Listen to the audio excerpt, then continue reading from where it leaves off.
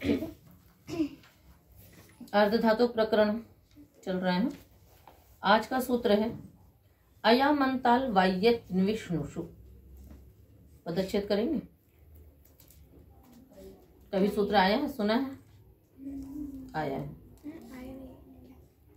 याद तो किया ही है, आ भी चुका है, ठीक है ना। तो आए प्रथमा का एक वचन, आमंताल वाय्यत विष्णुषु सप्तमी का बहुवचन। अलग अलग करेंगे, है ना। क्या क्या निकलेगा? आम च, है ना, आम च, अंतश्च, आलुश्च, आयश्च, इत्नुश्च, इष्णुश्च, इति इष्णवः तेषु इष्णुषु। फिर से बोलिए एक बार। आमश्च, अंतश्च, आलुश्च, आयश्च, आयश्च, इत्नुश्च, इत्नुश्च, इष्णुश्च, इति इष्णवः तेषु इष्णुषु। अनुवृत्ति किस किस की है? नेह और आर्ध धातु के की है। तो अर्थ क्या होगा सूत्र का? बोलिए। आम, अंत, आलू, आय, इत्नु, इष्णु इत्येतेषु आर्धधातु केषु परतः आगे नेह अयादेशो भवति। अय नेह अय आदेशो भवति। आम, अंत, आलू, आय, इत्नु, इष्णु इत्येतेषु आर्धधातुकेषु परतः नेह अय इत्ययम् आदेशो भवति। ठीक है। आम, अंत, आलू, आलू यानी भाई आलुष प्रत्यय, उसके बाद फिर आय, उसके बाद इत्नुच और इष्णुच। इन प्रत्ययों, ये आर्धधातुक प्रत्यय यदि परे हों तो नी के स्थान पे क्या होता है? अयादेश होता है। वस्तुतः ये सभी प्रत्यय अनिदादि अर्धधातुक हैं। तो अनिदादि अर्धधातुक होने के कारण से उसके प्रत्यय नी को लोप की प्राप्ति हुई। इसने सीधे क्या कर दिया? उस नी के स्थान पे अयादेश कर दिया। ठीक है ना। तो उदाहरण बनाएंगे हम लोग। कारयांचकार, हारयांचकार, पढ़ चुके हो इसकी सिद्धि, है ना। तो डुकनी करने धातु से पहले निच करेंगे। कारी, उसके बाद किससे होगा? आम किससे होगा बताओ?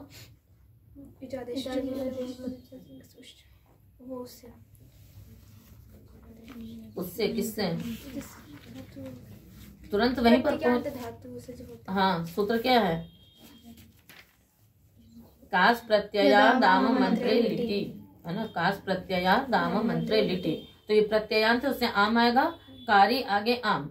अब ये जो आम है ये अर्धधातुक तो हो गया, किंतु अनिदादि अर्धधातुक है, तो नी के लोप की प्राप्ति हुई। इसने कहा कि नी को क्या होगा? सीधे अयादेश। तो ये को क्या हो गया? अय हो गया। तो कारय आगे आम, कारयाम आगे चकार का दोनों प्रयोग आप जानते ही हैं। कारयांचकार, हारयांचकार। अंत का है गंडयन्तः मंडयन्, है ना। मंडयन्तः, गंडयन्तः, मंडयन्तः। यहाँ पर औणादिक झच प्रत्यय होता है। क्या होता है यहाँ पर? औणादिक झच प्रत्यय होता है।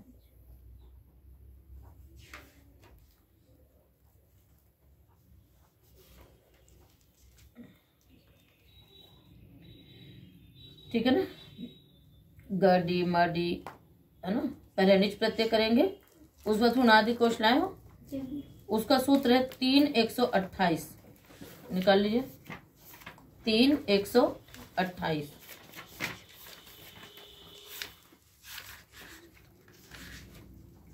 पूरी बोली उनादि।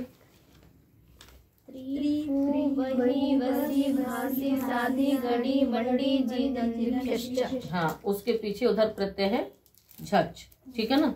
तो झच की इसमें वृत्ति आती है। इन धातुओं से झच प्रत्यय होगा। तो गाड़ी, फिर इदितो नुम धातु लग जाएगा, तो इदित होने के कारण से नुम आगम हो जाएगा। तो क्या बन जाएगा? गंडी बनेगा। पहले तो क्या बनेगा? गंडी। फिर उसके बाद ढेके के तो एक संज्ञा मतलब हो ही चुकी है, गंड रहा। क्या रहा आपका? वही नुमागम होगा, फिर इसको अनुस्वार कर लीजिएगा, परसवर्ण कर लेंगे। गंड आगे नहीं, गंड आगे निच, गंड आगे निच। और उसके बाद फिर झच हो गया। निच का क्या बचेगा? ई। निच का क्या रहेगा? ई। तो स्थिति हो गई आपकी गंडी, आगे झ, झोंता से क्या हो जाएगा? प्रत्यादि झकार को अंत आदेश हो जाएगा। तो गंडी आगे अंत। अब ये अनिरादि अर्धातुक है, णिरंटिटी से नी के लोप की प्राप्ति हुई। इसने कहा अंत के परे रहते क्या हो जाएगा? नी को आय आदेश हो जाएगा। तो क्या हो जाएगा? गंडय अंत, गंडय अंत। ठीक है। अगला है क्या उदाहरण? मंडयंतः। वो भी किससे हो जाएगा? इसी से हो जाएगा। और अंत हो गया। उसके बाद फिर स्पृहयालु, स्पृहि गृही पति दयी निद्रा तंद्रा श्रद्धाभ्य आलुच। इससे आलुच प्रत्यय होता है। तो स्पृहयालु और गृहयालु, स्पृहि गृही गृहयालु। तो स्पृहि निच करके आलू ई को आदेश कर दीजिए, स्पृहयालु गृहयालु यानी है ना चाहने के स्वभाव वाला। स्पृहयालु मतलब चाहने के स्वभाव वाला। गृहयालु हर चीज को ग्रहण करने के स्वभाव वाला। उस बाद फिर आय्य, आय्य में क्या होगा बताओ? है ना, उसमें भी औणादिक आय्य प्रत्यय होगा। ठीक है ना। श्रु दक्षि स्पृहि करके 396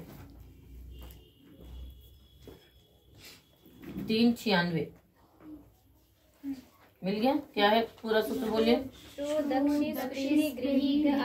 आय्य, उससे आय्य प्रत्यय हो गया। तो स्पृहि आय्य और ई को आदेश हो गया, स्पृहय आय्य स्पृहय आय्य। ठीक है। इसका भी अर्थ वही रहेगा, है ना, चाहने वाला। और उसके पश्चात उसके बाद फिर क्या है? इतनुच। उसका क्या बन जाएगा? स्तनयित्नुः। क्या बनेगा? स्तनयित्नुः। स्तनगदि देव शब्दे, स्तनगदि देव शब्दे। तो स्तनी ऋषि पूषी, है ना, गदि। ये भी 329 नंबर का सूत्र निकालिए।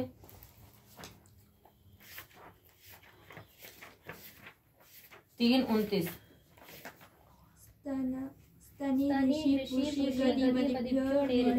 हाँ, तो से इतनुच हो गया।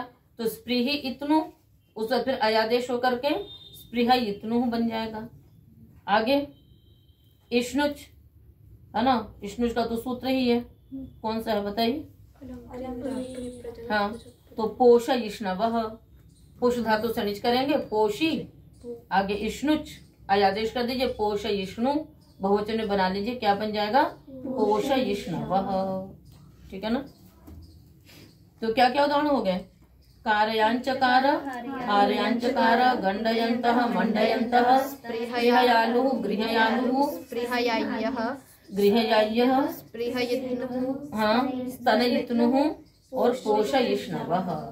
तो ये इन सब में ये नेरनिटी का अपवाद सूत्र है। उससे अनिदादि अर्धातुक के परिवर्ते नी के लोप की प्राप्ति थी। इसने क्या कर दिया? सबको अयादेश कर दिया। ठीक है। आगे चलें। ल्यपि लघु पूर्वा। ल्यपि सप्तमी का एक वचन, लघु पूर्वात् पंचमी का एक वचन। लघु पूर्वात् में समास करेंगे। लघु पूर्वः यस्मात् स लघु पूर्वः तस्मात् लघु पूर्वात्। अय की अनुवृत्ति आ रही है। अर्थ होगा सूत्र का, लघु पूर्वात् वर्णात् उत्तरस्य णेः स्थाने अयादेशो भवति ल्यपि परतः।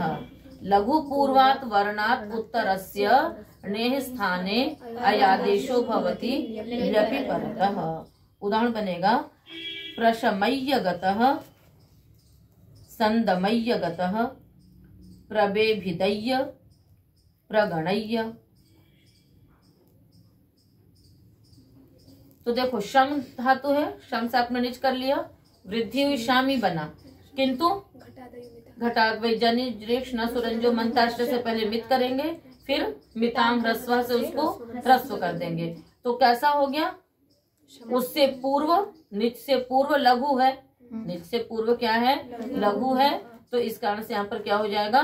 शामी। आगे जो ल्यप आएगा, और जब ल्यप है तो इसलिए आपको उपसर्ग रखना ही होगा, तभी तो समास होगा। समास होगा तो ल्यप आदेश होगा। तो प्रशामी आगे ल्यप, शमी को ई को आपने अयादेश कर लिया, प्रशमय्य।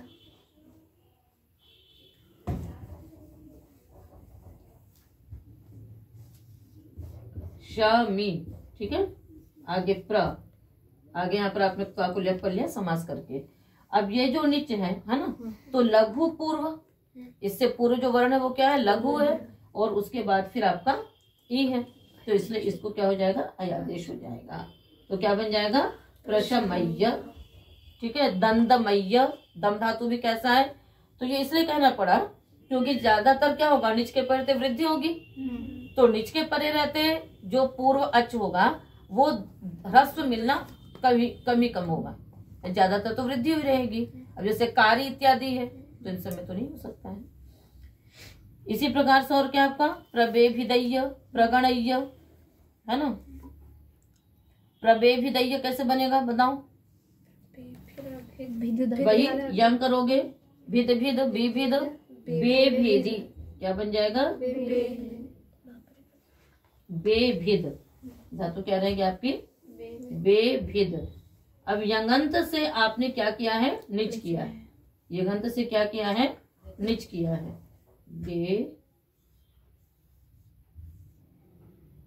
बेभिद्य, आगे निच, ठीक है ना।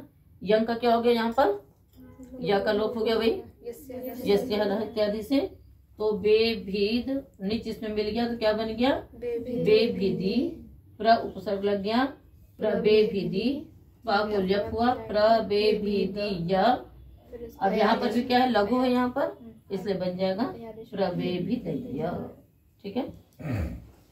और क्या थे, प्रगणय्य, गण संख्या ने, ठीक है, तो यहाँ पर भी हो जाएगा, ठीक है ना।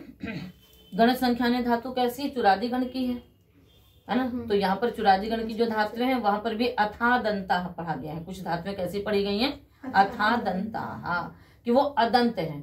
अदंत होने से क्या होता है कि जैसे गण धातु ही आगे निच लाए, हम गण आगे क्या लिया हमने, निच लिया, फिर आर्ध धातु के पर रहते अतो लोपा से पहले अकार का लोप करेंगे, ठीक है, तो गण रह जाएगा, गण आगे निच। अब जो वृद्धि की प्राप्ति होगी उसमें क्या हो जाएगा बताओ, अकार लोप स्थानीवत हो जाएगा, इसलिए वृद्धि कभी हो नहीं पाएगी। तो जब वृद्धि नहीं होगी तो आपको लघु मिल जाएगा। तो ये ध्यान में रखना है कि निच के परे रहते लघु बहुत कम मिलेंगे, तो ये वही के लिए है, ये सामान्यतः वृद्धि की प्राप्ति होती है। आगे सिद्धियां समझ में, तो ल्यपि लघु पूर्वार्ध, विभाषापः, आपः पंचमी का एक वचन। अर्थ करेंगे, ल्यपि परतः आपः उत्तरस्य अणेः विकल्पेन अयादेशो भवति, ठीक है। ल्यप के पर रहते आप से उत्तर जो नी, उसको विकल्प से अयादेश होगा। प्रापय्यगतः, प्राप्यगतः, अब यहाँ देख लो आप ही है तो कहाँ मिलेगा आपको ह्रस्व, हर जगह तो वृद्धि की प्राप्ति हो जाती है। तो प्रापय्यगतः, प्राप्यगतः, प्राप्यगतः में क्या हो गया, अने का लोप हो गया तो प्राप्य बन गया। इस सूत्र को ध्यान में रखना, अयामंताल और ये ल्यपि लघु पूर्वार्ध, क्योंकि सामान्यतः देखने में लगता है कि यहाँ पर क्या हुआ, अयादेश हुआ, यहाँ पे निरंतर से तो लोप हो जाता, तो अयामंताल वाय्यत विष्णुषु और ये ल्यपि लघु पूर्वार्ध सूत्रों को स्मरण में रखिएगा। युप्लुवोर दीर्घ छंदसी, युप्लुवो षष्ठी का द्विवचन, दीर्घ प्रथमा का एक वचन, छंदसी सप्तमी का एक वचन। समास करिए, युश्च प्लुश्च इति, हाँ अनुवृत्तियां हैं वही, ल्यपि अंगस्य। अर्थ करेंगे, छंदसी विषये युप्लु इत्येतयोः ल्यपि परतः दीर्घो भवति, ल्यपि परतः दीर्घो भवति, है ना। छंदसी विषये क्या बन जाएगा, वियूय, दान्त्यनु पूर्वम वियूय, यत्रानो दक्षिणा परिप्लूय, तो वि उपसर्ग, ल्यप है तो उपसर्ग दिखेगा ही दिखेगा, तो वि यू, आगे ल्यप था तो दीर्घ हो गया, वियूय, परिप्लूय, यहाँ निच इत्यादि नहीं है, नेह का काम समाप्त हो गया। क्षीयः, षष्ठी का एक वचन, ल्यपि परतः क्षीयः दीर्घो भवति, ठीक है, तो प्रक्षीय, क्षी निवासे, क्षी निवास गति हो, प्रक्षीय रहकर या गति करके, प्रक्षीय। निष्ठायां मण्यदर्थे, निष्ठायां अन्यदर्थे सप्तमी का एक वचन, न्यतः अर्था न्यदर्थः, ण्यतः अर्थः ण्यदर्थः षष्ठी तत्पुरुष न ण्यदर्थः अन्यदर्थः तस्मिन् अन्यदर्थे। ठीक है, क्षीय की वृत्ति है, दीर्घ की भी, अंगस्य की भी है। तो ण्यदर्थ, ण्यत का अर्थ क्या होता है? भाव और कर्म, क्योंकि ण्यत प्रत्यय कैसा आपका? कृत्य संज्ञक है। कृत्य संज्ञक प्रत्यय किसमें होते हैं? भाव और कर्म में। किससे? ठीक है, तो ये ण्यदर्थ क्या हो गया? भाव और कर्म। और न ण्यदर्थः अन्यदर्थः, यानी भाव और कर्म का ण्यत नहीं होना चाहिए।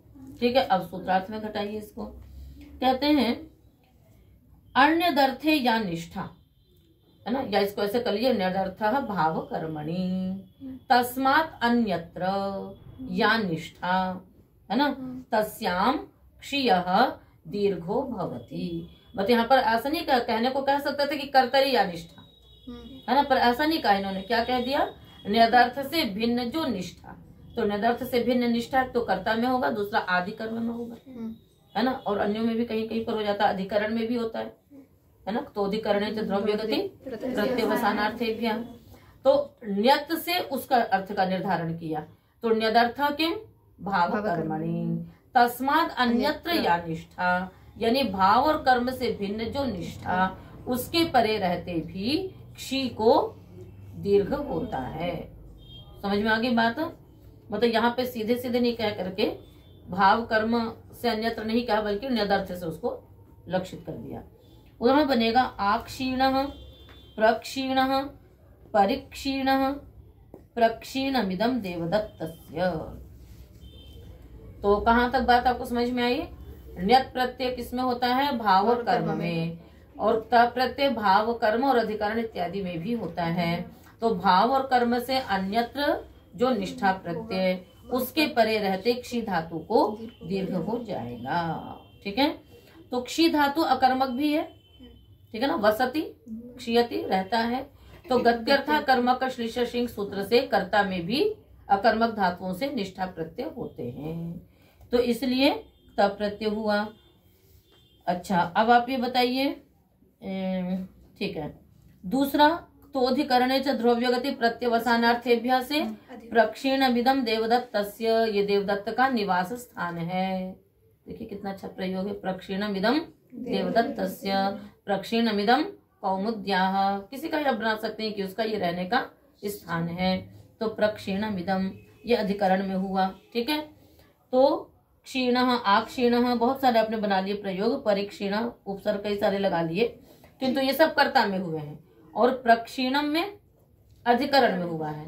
तो अधिकरण और तब, वो अधिकरण और कर्ता में जो तब प्रत्यय हुआ। अब यहाँ पर आपने न किससे कर लिया? प्रक्षीणम कैसे बना? निष्ठा के तकार को नकारादेश किससे होगा? निकालिए प्रकरण, वहां देखिए सूत्र, शी आगे संयोग सूत्र का प्रकरण निकालिए, वहां पर देखिए सूत्र देखो ना। संयोगादि रातों का क्या अर्थ है? पूरा सारी शर्तें घट रही है क्या? वो आकारांत करता है, यणवान करता है के लिए बस ये संयोग आदि है। क्षीयो दीर्घात है। जब आप सूत्र की आवृत्ति करोगे तो सूत्र से समझ में आएगा। अब इसमें दीर्घात कहा है कि दीर्घ जो क्षी, उससे परे निष्ठा के तकार को नकारादेश हो जाएगा। जब दीर्घ करेंगे तो क्षीणा बनेगा, ह्रस्व रहेगा तो क्षिता बनेगा। क्षियो दीर्घात हो गया, क्षियो दीर्घात। यहाँ तो क्षीय सूत्र था, निष्ठा मने दर्थ। वा क्रोश दैन्य योहो, वा अव्यपदम आक्रोश दैन्य योहो सप्तमी का द्विवचन। समास करिए।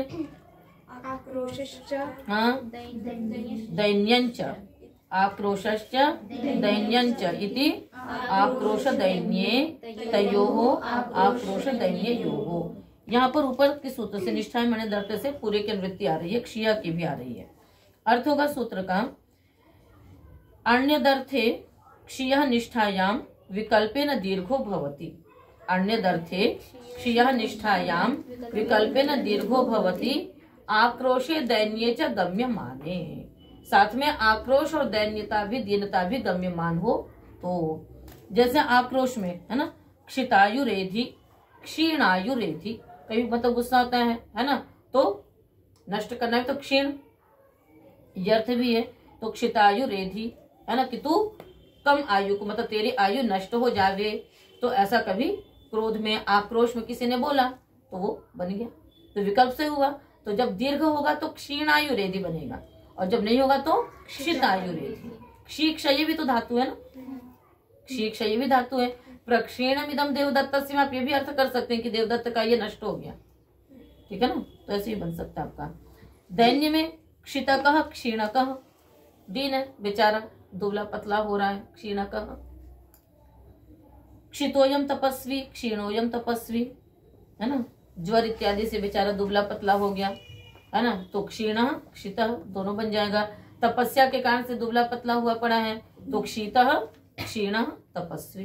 तो ये दैन्य हो गया, उधर आक्रोश हो गया, तो आक्रोश और दैन्य अर्थ गम्यमान हो तो भी हो जाएगा। आगे स्यसित सीयुट तासिषु भाव कर्मणोरुपदेशे जनग्रह दिशाम वा चिणवतिच्च। स्यसित सीयुट तासिषु सप्तमी का बहुवचन, भाव कर्मणोः सप्तमी का द्विवचन, उपदेशे सप्तमी का एक वचन, अज्झनग्रह दृशाम षष्ठी का बहुवचन, वा अव्ययपदम चिणवत् अव्ययपदम एक प्रथमा का एक वचन, च अव्ययपदम। फिर से बोलिए वर्ग पदच्छेद विभक्ति। स्यसित सीयुट तासिषु सप्तमी का बहुवचन, भाव कर्मणोः सप्तमी का द्विवचन, उपदेशे सप्तमी का एक वचन, अज्झनग्रह दृशाम षष्ठी का बहुवचन, वा अव्ययपदम चिणवत् अव्ययपदम इट प्रथमा का एक वचन, च अव्ययपदम। हाँ, समास करिए। स्यश्च स्यश्च सिच्च सीयुच्च तासिश्च इति तासयः तेषु तासिषु। कौन सा समास? इतर इतर द्वंद्व। आगे भावच कर्मच भावश्च कर्मच इति भाव कर्मणि तयोः भाव कर्मणोः। ठीक, और अच्च हंच ग्रहच ग्रहश्च दृश्च इति ग्रह दृशः तेषां ग्रहदृशाम्। अनुवृत्तियां किसकी आ रही हैं इसमें? किसी की भी अनुवृत्ति नहीं है, ठीक है। समास आपने सारे कर लिए। चिणवत में क्या करेंगे? चिणी इव चिणवत, चिणी इव चिणवत। सप्तमी करने से लाभ क्या हो गया कि चिण के परे रहते जो कार्य होते हैं वो होंगे, है ना, इसलिए इस पे भी ध्यान दीजिएगा। अर्थ करेंगे सूत्र का। अनुवृत्ति के लिए एक अंगस्य का अधिकार आ रहा है। अर्थ करेंगे हम लोग। स्य सिच सीयुट तासिषु इत्येतेषु परतः भाव कर्म विषयेषु, है ना, या ऐसे कर दो, भाव कर्म विषयेषु स्य सिच सीयुट तासिषु परतः उपदेशे अजन्तानाम् अंगानाम् हन ग्रह दृश इत्येतेषां च अंगानां किं भवति? चिणवत् कार्यं विकल्पेन भवति, तत्सन्नियोगेन इट आगमश्च भवति। फिर से एक बार अर्थ बोलिए। भाव कर्म विषयेषु स्यसियुट तासिषु परतः उपदेशे अजन्तानाम् अंगानां हनग्रह दृश इत्येतेषां च अंगानां चिणवत् कार्यं भवति विकल्पेन तत्सन्नियोगेन च इट आगमो भवति।